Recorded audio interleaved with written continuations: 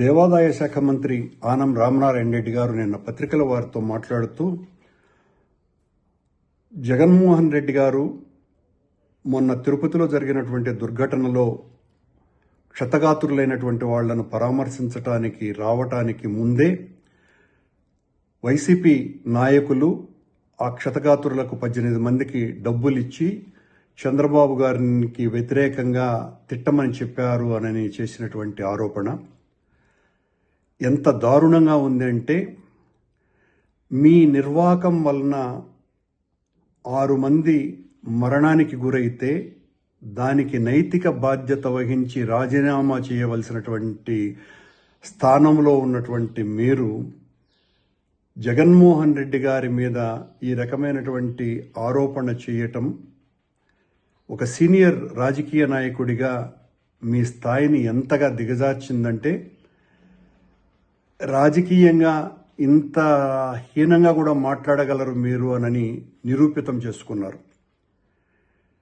రామనారాయణ రెడ్డి గారు చనిపోయినటువంటి వాళ్ళ పట్ల సానుభూతి కూడా లేకుండా అంత తొక్కిసలాటలో మరణించినటువంటి వాళ్ళ బంధువులు, అలాగే వాళ్లల్లో కూడా క్షతగాత్రులు ఉన్నారు. మిగతా క్షతగాత్రులని ఎంత దారుణమైనటువంటి రీతిలో మీరు అవమానించారు. వాళ్ల మీద ఆరోపణ వేసి వాళ్ల మీద సానుభూతి చూపాల్సింది పోయి, వాళ్లకు మీరు పరామర్శించి ఆర్థిక సహాయం చేయాల్సింది పోయి, మేము డబ్బులు ఇచ్చి మిమ్మల్ని తిట్టించడానికి వాడుకున్నారు అని ఆరోపిస్తున్నారంటే, అంటే ఆ సంఘటన మీరు రాజకీయం చేస్తున్నారా, మేము రాజకీయం చేస్తున్నామా అన్నది దీన్ని బట్టి చాలా తేటతెల్లమైపోయింది. అంటే మీకు క్షతగాత్రుల మీద కూడా సదభిప్రాయం లేదు. చనిపోయినటువంటి వాళ్ళ కుటుంబీకులు అందులో ఉన్నారు. వాళ్లను గురించి మీకున్నటువంటి అత్యంత నీచమైన అభిప్రాయం, వాళ్ళు డబ్బులు తీసుకొని చంద్రబాబును తిట్టినారు.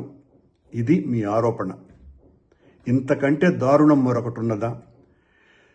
ఈ మొత్తం ఎపిసోడ్లో వైసీపీ నాయకులు లేకపోతే మేము కానీ ఎవరం కూడా మీ పాత్రకు సంబంధించి ఏమి మాట్లాడలేదు కాబట్టి, తద్వారా మీరు నా అస్తిత్వం ఎక్కడ తగ్గిపోతుందోనని ఈ రకమైనటువంటి ఆరోపణలకు దిగినారో లేదో దిగినారేమో అర్థం కావటం లేదు. క్షతగాత్రులను అవమానపరచటం, చనిపోయినటువంటి వాళ్ళ కుటుంబీకులను అత్యంత నీచంగా భావించటం, ఇంతకంటే దారుణం మరొకటి లేదు. అలాగే మేము అక్కడికి వచ్చినప్పుడు జగన్మోహన్ రెడ్డి గారిని అక్కడికి ఆసుపత్రికి రాకుండా చేయటం కోసమని అడుగడుగున ఆటంకం కలిగించింది మీ ప్రభుత్వం. దారిలో ఒక మాజీ ముఖ్యమంత్రిని అడ్డుకోవటానికి ట్రాక్టర్లు అడ్డుపెట్టి ఇంత నీచంగా వ్యవహరించింది మీ ప్రభుత్వం. ఇంతకంటే దారుణం మరొకటి ఉన్నదా? మీరు ఎన్ని రకాలైనటువంటి దుర్మార్గపు చర్యలు చేశారో జగన్మోహన్ రెడ్డి గారిని అడ్డుకోవటానికి.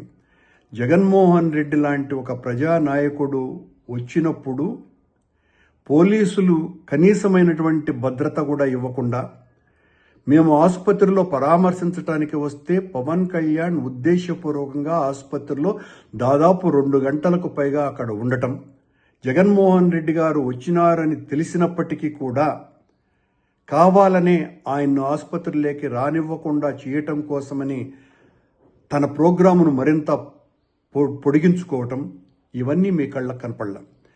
అట్లాగే నిన్న డబ్బులు ఇచ్చినటువంటి, మేము ఈ డబ్బులు ఇచ్చినామని వైసీపీ వాళ్ళ మీద మీరు ఏదైతే ఆరోపణలు చేస్తున్నారో అవన్నీ సీసీ కెమెరాలలో రికార్డ్ అయినాయి అని చెప్తున్నారు. రామనారాయణ గారికి ఛాలెంజ్ చేస్తున్నాం.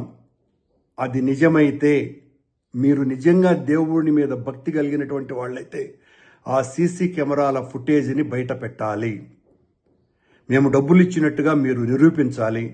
నిరూపించలేకపోతే, ఎందుకంటే సీసీ ఫుటేజ్లు మీ అధీనంలోనే ఉంటాయి. నిరూపించలేకపోతే వెంటనే మీ పదవికి రాజీనామా చేయాలి. మమ్మల్ని అసలు జగన్మోహన్ రెడ్డి గారు వచ్చేంత వరకు మమ్మల్ని ఆసుపత్రి ముఖం వైపు కూడా రానివ్వలేదు మీ పోలీసు, మీ అధికార గణం.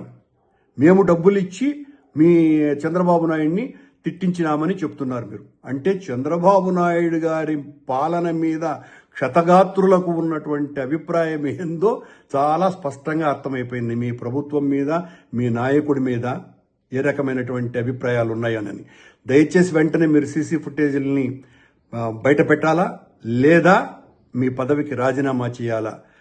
ఇంత నీచంగా వ్యవహరించినాను నేను, నా తప్పిదం ఇదేనని మీరు మీ పదవికి రాజీనామా చేయాలి. మీ చర్య ఎలా ఉన్నది అంటే, మీ పార్టీలో మీ పదవి దేవాదాయ శాఖ మంత్రి అయినప్పటికీ కూడా మిమ్మల్ని పట్టించుకునే వాళ్ళు ఎవరు లేరు కనుక, అదేదో సామెత ఉంది, తోలుగుడ్డు పెట్టే కోడికి ఎంత విలువ ఉందో నిజమైన గుడ్డు కాకుండా తోలుగుడ్డు పెట్టేటువంటి కోడికి, ఆ రకమైనటువంటి కోడిగా మీరు తెలుగుదేశం ప్రభుత్వంలో మంత్రిగా ఉన్నారు.